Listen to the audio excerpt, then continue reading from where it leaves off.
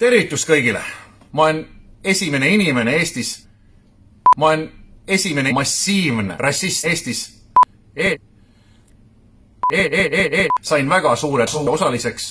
Eelmisel nädalal alles kuulutate mind Eesti parimaks rassistiks. Järgmisel hetkel sõidad vilkuva istmiku üle rohelise tule. Ja babah. Babah, meil on väikene krah. Ja babah, babah. Meil on väikene krah.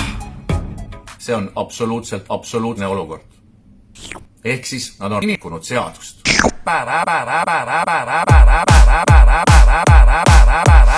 Praegu ma saan enda nahal trampida. Ma olen töötanud raadios üle aasta ja olen saanud piisavalt rohelised. Aga need inimesed, kes nüüd mind jahivad, tulid minu selja taga ma olen kambaka kätte saanud. Praegu ma saan ära rikkuda.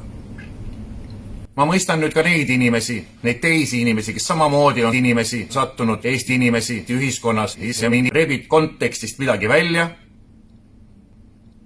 Ja olen saanud piisi.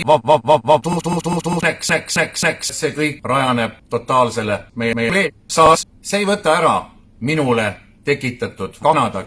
Aga ma tahaksin ikkagi tänada kõiki neid inimesi, kes on mulle alu ja tekitanud alu ja kes on mulle alu ja tekitanud alu ja kes on mulle. Sellel teekonnal on minu kaaslaseks Trevor, kes on mind varemgi taga pannud.